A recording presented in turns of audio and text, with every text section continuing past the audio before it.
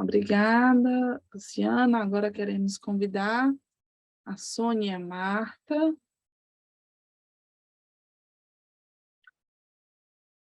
Esse é seu sinal identificador na comunidade surda para apresentar a comunicação, políticas de tradução, ações da FEBRAPIOS como guia para a profissionalização e engajamento político do coletivo.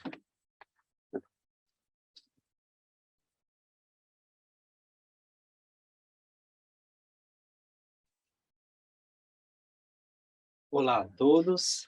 Eu fiz esse trabalho juntamente com o meu colega, Thiago Nogueira, e ele traz como tema políticas de tradução, ações da FEBRAPIOS, como guia para a profissionalização e engajamento político do coletivo. Primeiramente, eu preciso dar alguns passos atrás e, como sempre, reconhecer a importância do coletivo, da constituição coletiva. No início dos anos de 1990, da década de 90, a FENEIS organizou alguns encontros para discutir, no primeiro encontro, por exemplo, como interpretar. Qual o processo que estava imbuído na interpretação? No segundo encontro, fez-se uma organização de um primeiro código de ética da categoria aqui no Brasil. Então, foi a FENEIS que organizou esse primeiro código de ética a partir de um código de ética americano, um registro para intérpretes de surdos da instituição RID, RID. Depois, no ano de 2008, a FEBRAPIOS é criada, e é a Federação Brasileira das Associações dos Profissionais, Tradutores, Intérpretes e Guias Intérpretes de Língua de Sinais, e ela tem como valores fundamentais o associativismo, a história, a comunidade surda, a valorização e reconhecimento da profissão. A gente sabe que, nesse contexto, foi-se desenvolvida a formação técnica, e a gente, eu juntamente com o Thiago, a partir do ponto de vista de políticas de tradução, vamos analisar algumas ações da FEBRAPIOS na época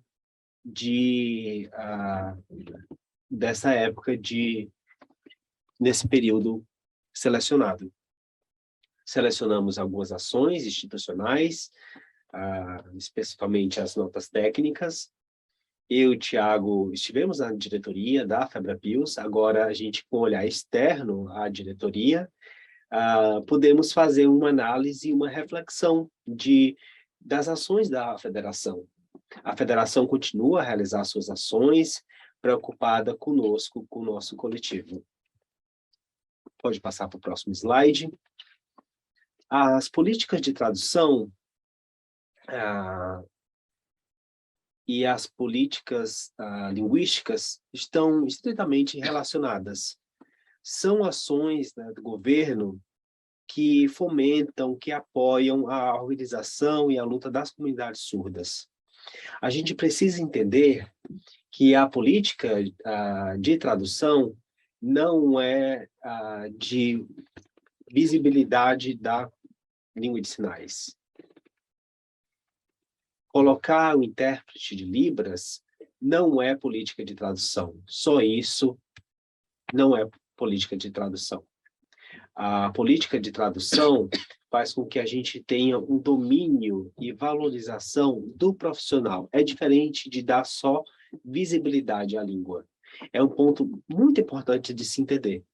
A gente sabe que é necessário que a língua de sinais tenha visibilidade, ok, mas a gente precisa de políticas de tradução. A comunidade surda, o movimento surdo, luta, juntamente com a categoria de tradutores e intérpretes, por políticas de tradução e políticas linguísticas.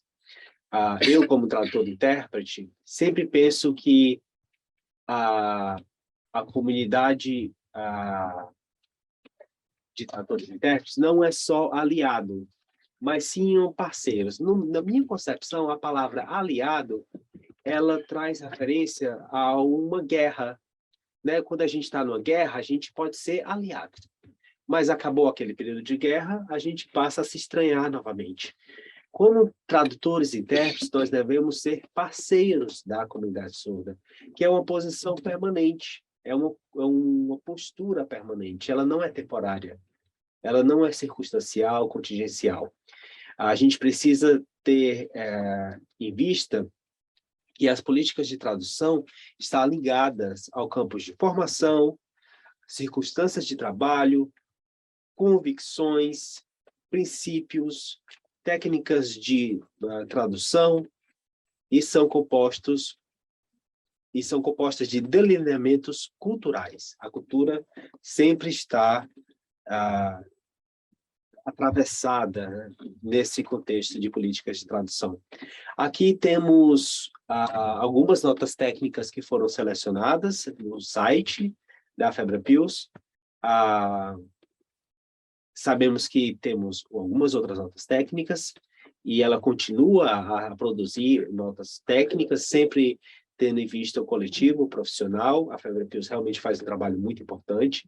O Fernando está aqui, e eu, juntamente com o Tiago, a gente fez a seleção de alguns desses documentos.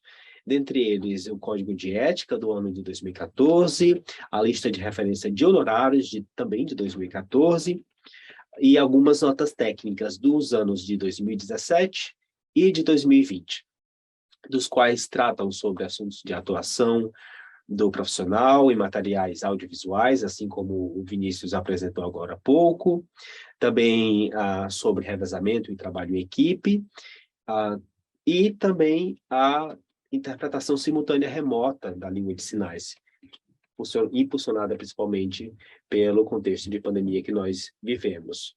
Além disso, a gente foi produzido um projeto de lei de alteração da Lei 12.319, que já passou pela Câmara, se encontra no Senado, e também foi produzido pela FEBRAPILS em parceria com outras instituições. A FEBRAPILS fez uma assembleia no ano de 2014, e nessa assembleia, juntamente com a FENEIS, com a presidente da FENEIS na época, fez uma criação do Código de Ética. E esse Código de Ética, ele primeiro estabelece quem é esse profissional e qual a competência que esse profissional tem. O que é a língua de sinais e quais são qual o objetivo profissional daquela pessoa, que é fazer a equivalência de sentidos no ato tradutório no serviço de tradução e interpretação. Uma das coisas também que perpassa o Código de Ética é a solidariedade profissional. Como sempre que eu falo, é a construção de um imaginário, de uma consciência coletiva. Respeito ao beneficiário do serviço prestado, que é nosso público surdo e surdo-cego, e também um sentimento de valorização e aprofundamento das atitudes que nós temos em relação à categoria em diversas esferas de atuação. E esse código de ética foi produzido por nós profissionais tradutores e intérpretes. E ele mostra que a FEBRAPILS vem a fazer um serviço de representatividade da categoria no sentido de direcionar essas discussões e a pessoa, cada profissional poder refletir sobre sua própria atitude. Um outro documento que é bastante referenciado é a lista de referências de honorários. Ela foi criada em sua primeira versão na Assembleia também de 2014, e o objetivo foi lá em Fortaleza, e o objetivo desse documento era auxiliar nos valores de honorários pagos aos profissionais TISPs. Esse documento sofreu algumas alterações, passou por algumas alterações, principalmente no ano de 2017 e no ano de 2020, para adicionar a modalidade remota. A gente sabe que o Brasil é um país de tamanho continental e sabe que essa lista de referências ela pode ser adaptada à realidade de cada um dos países. Além disso, indica cada um dos estados. E, além disso, ela indica qual o mínimo de profissionais que devem atuar em cada uma dessas esferas, né? Priorizando pelo trabalho em equipe, ou seja, 2 ou mais intérpretes. Aqui temos um pequeno mapa mental, conceitual, de contextos de atuação. Assim como o nosso colega Vinícius Nascimento estava apresentando logo há pouco tempo, existe a atuação no contexto audiovisual, e também temos outros contextos políticos, de lazer, etc.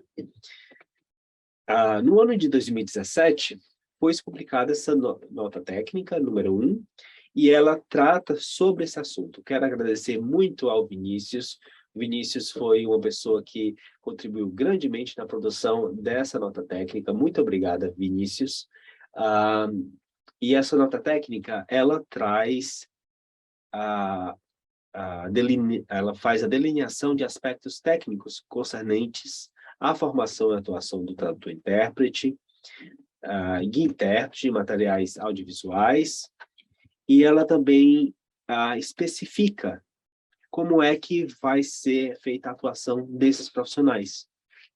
Essa nota técnica foi criada tendo em vista o contexto de campanha eleitoral do ano de 2016, e que foi bastante problemático, e anterior a ele não era obrigado a inclusão de janelas de libras. A partir do ano de 2015, com a obrigação da janela de libras, através da LBI, aí houve uma grande pluralidade de inserção de janelas de libras. Então, a gente produziu essa nota técnica para orientar a produção desse material. Posteriormente, a nota técnica número 2, de 2017, ela discorre sobre o revezamento e o trabalho em equipe. Ela fala como é que as equipes devem, quais são os parâmetros, os procedimentos que devem ser adotados para a organização de trabalho em equipe, como a equipe precisa se organizar, o que ela precisa fazer em relação ao momento anterior à atuação, durante a atuação e posterior à atuação, assim como a gente está vendo aqui o trabalho dos tradutores-intérpretes na cabine, tanto os de língua portuguesa, quanto também os de língua de sinais internacionais. Ela mostra um trabalho em equipe e que é precedido de um momento de preparação e um momento posterior também. Também ressaltamos a nota técnica número 4, do ano de 2020. Ela aborda a interpretação simultânea remota e ela foi criada devido ao contexto de pandemia. Essa nota técnica especificamente orienta o trabalho do tradutor-intérprete e do guia-intérprete em situações de teletrabalho. Sabemos que ela está em consonância com as leis de teletrabalho que foram produzidas na época, e também fala sobre a produção de parâmetros adequados para o trabalho remoto. O objetivo dessa nota técnica é propiciar um modelo de boas práticas e recomendações que levam o intérprete a compreender tanto a necessidade de investir na qualidade de seus equipamentos, na postura, para se prestar um serviço de excelência, de tradução e interpretação. Pode passar para o próximo slide. Nós também decidimos destacar esse projeto de lei 9.382, de 2017. Ele é um texto propositivo de alteração da Lei 12.319, do ano de 2010, que principalmente reconhece a formação em nível superior, e a FEBRAPILS fez a proposição desse texto em audiência ao governo, no Congresso Nacional, em conversa com representantes de outras instituições, e esse texto propõe a modificação da lei. A FEBRAPILS fez todo um movimento de negociação, de explicação, de negociação em si, assim, de tirar alguns pontos, adicionar outros, negociar outros. Então, todo esse trabalho de articulação política dá muito trabalho. Então, esse projeto de lei que temos aqui em tramitação no Brasil, agora no momento foi já aprovado na Câmara e está no Senado Federal, ele precede ele precisa de um momento de articulação política, de conversa, muitas vezes feito por representantes, por Tiago, por mim também, e a FEBRAPILS fez esse projeto de lei que obriga o trabalho. Aliás, o governo fez uma proposta de trabalho voluntário desses profissionais, imagina. Aqui no Brasil, a gente tem uma lei federal específica do trabalho voluntário. Nosso trabalho não é de assistencialismo. Nosso trabalho é um trabalho profissional.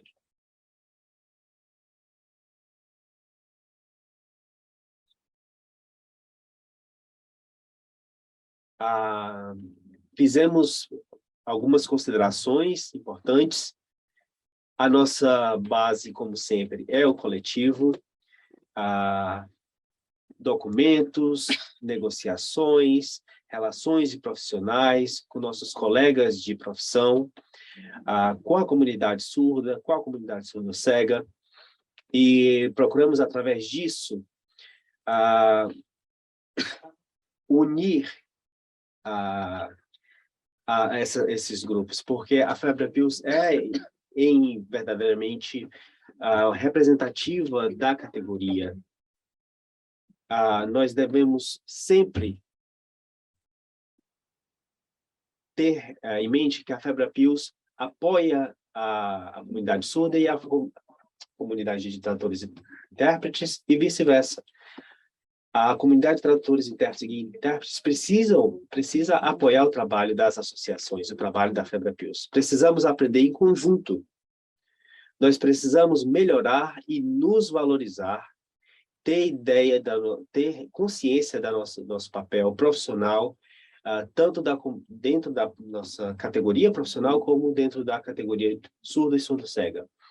Ter consciência das nossas práticas e ter visibilidade que a minha postura profissional tem impacto na relação dos colegas, tem impacto na vida das pessoas surdos e surdo-cegas. Para finalizar, Sônia, eu não consigo separar eu como mulher, eu como coda, eu como tradutora, intérprete, eu como professora, eu como pesquisadora, e nós estamos num momento muito delicado, em que o Brasil perde muito. O governo federal não tem atenção às pesquisas que são realizadas na universidade. A ciência é um governo negacionista. Então, a gente precisa pesquisar mais, precisa lutar mais. A pesquisa acadêmica é o nosso fortalecimento. Eu não consigo separar a pessoa Sônia da profissional, da coda, da pessoa política. Nós todos somos pessoas políticas e nós precisamos falar fora Bolsonaro.